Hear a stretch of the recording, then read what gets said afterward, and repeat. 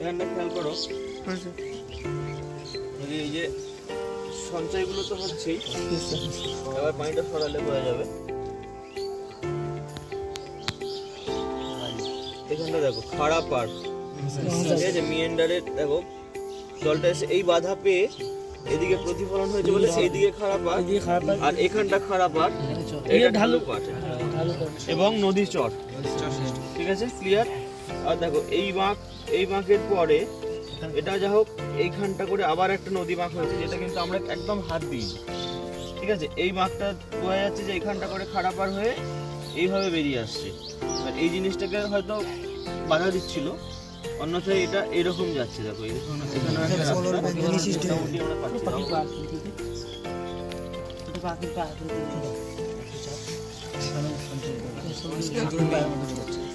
তো এটা একটু সময় লাগবে হয়তো, যত সময় দেওয়া যাবে এ কিন্তু নিজের মতো করে করবে।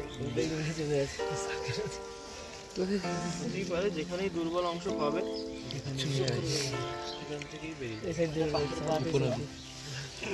এখানটা করে সত্যি পাখির পায়ের মতো বদ্বীপের মতোই সিস্টেমটা হচ্ছে, কারণ ওই দিক থেকে ব্যাক পুশের তো কিছু নেই, আমরা এখানে তীক্ষ্ণাগ্র দেখাতে পারবো না।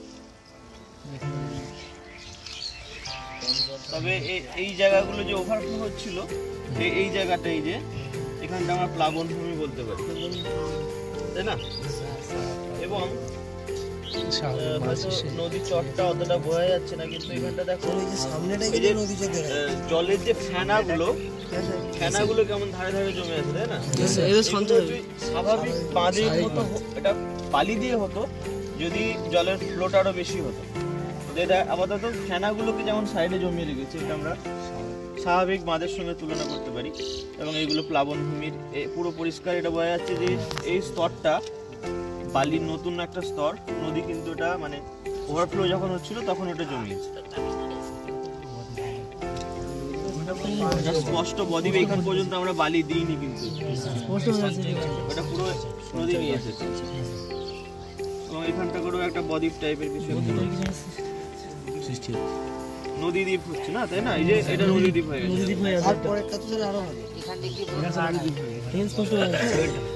উঠে যাচ্ছে ছেলেটা।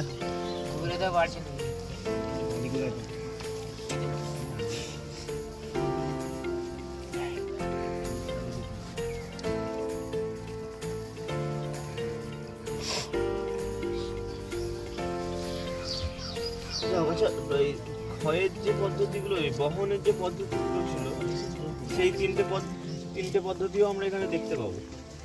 দ্রবণটা দেখতে পাবো না, কিন্তু বাকিগুলো দেখতে পাবো। এই যে দেখো এটা গড়ানো পদ্ধতিতে যাচ্ছে, আবার কিছু একটু বেশি ক্ষয়জাত পদার্থ থাকলেই সেটা ভাসমানটাও দেখতে পাবো, সূক্ষ্মগুলো ভাসমান গড়ানোটা দেখতে পাচ্ছি, লম্ফদানটাও দেখতে পাবো। লম্ফদানটাও এখানে তো একটু ভালো করে খেয়াল করলে লম্ফদানটা দেখতে পাওয়া যাবে। দেখো ওইটা হচ্ছে, ওই যেখানটা হচ্ছে, শুধুমাত্র দ্রবণটা এই মুহূর্তে দেখানো যাচ্ছে না, একটু চুন গুলে দিলেই দ্রবণটা দেখা যায়।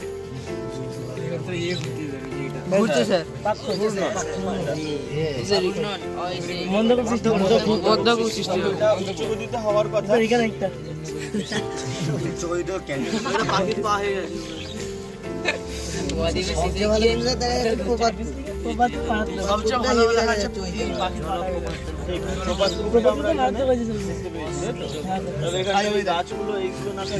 এইটা তো আরো ভালো করে এটা আমরা কৃত্রিম ভাবে জলটা ফেলছি, এখানে এইগুলো না থাকলে প্রপাতটা আরো ভালো হয়ে যায়।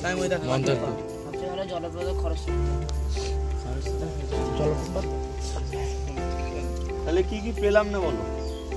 দুটো শৈলশিরা পেলাম না, এখানে আমরা সেই রকম ভাবে সিচুয়েশনটা করিনি, করলে হবে শৃঙ্খলিত শৈলশিরা। আর হ্যাঁ, সেটা আমরা যদি মাটিটাকে ওইরকম শৃঙ্গ করি তাহলে সেটাও হয়ে যাবে, সেটা মাটির সাজানোটা একটু আলাদা করতে হবে। এবং ওই দুটো পাইনি। আচ্ছা, প্রপাতকূপ পেয়েছি, মন্থকূপও এখানে পেয়ে যাবো কোনোভাবে, যদি জলটা স্টপ করলে তখন বোঝা যাবে। মধ্যগতির মধ্যে, মধ্যগতি ও নিম্নগতির মধ্যে পলল ব্যঞ্জনীটা, পলল ব্যঞ্জনীটা প্রথমে হয়েছিল জলপ্রপাতের পিছনে জলকে ক্ষয় করছে স্যার। হইতেছে পশ্চাৎ জলপ্রপাতে পশ্চাৎ পশ্চাৎ অবসর ছয় করছে এটা এই জায়গা পর্যন্ত ঢুকেছে, এটা দেখো এই ভিতর পর্যন্ত ঢুকেছে। জীবাশ্ম জ্যান্ত হয়ে বেরিয়েছে, জল ভিতরে ঢুকে যাচ্ছে। যাক, আরেকটা জিনিস যেটা বলতে, হ্যাঁ, পলল বেজনির যে ব্যাপারটা, ওটা কিন্তু হয়েছিল প্রথমে। আমি সেই আঙুলে করে টানলাম যখন, ওটা সোজা বেরিয়েছে, ওটা প্রথমেই হয়েছিল। আচ্ছা, নিম্নগতির গুলো দেখিনি, তাহলে পলল বেজনিটা আরেকবার চেষ্টা করা যাবে। সব থেকে ভালো যে বিষয়টা, এই যে নদীবাঁধটা,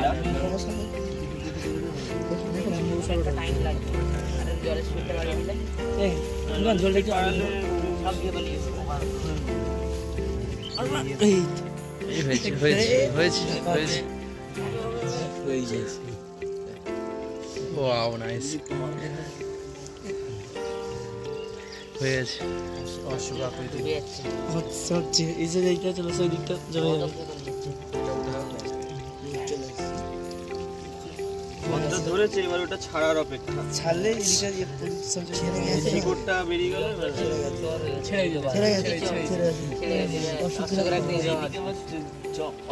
চর সৃষ্টি হয়, ওই পাথরটা দেওয়া আছে। ওদিকে বডি সৃষ্টি হয়ে গেছে। দেখো, এই দিকটা কিন্তু যত টানা খাতটা ছিল তার থেকে এবার সঞ্চয় হয়ে এখানে উঁচু হয়ে গেল, তাই না? এটা ছিল এর মেন উচ্চতা, তার প্রায় কাছাকাছি চলে এলো। এখানটা কেমন সঞ্চয়টা হচ্ছে দেখো, সব উঠে যাচ্ছে মানে ওর মুখটা পুরো বদ্ধ করে দিয়ে ওটা এবার জলাশয় আকারেই থেকে যাবে।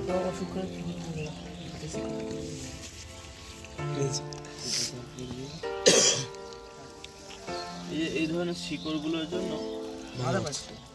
স্বাভাবিক কাজটা হচ্ছে না। এখানটা আমরা মন্থকূপের পরিষ্কার উদাহরণ দেখতে পাচ্ছি। এখানটা একটা গর্ত হয়েছে, পানিটা ছাড়লে বুঝবে যে ওখানটা পানিটা ঘুরছে।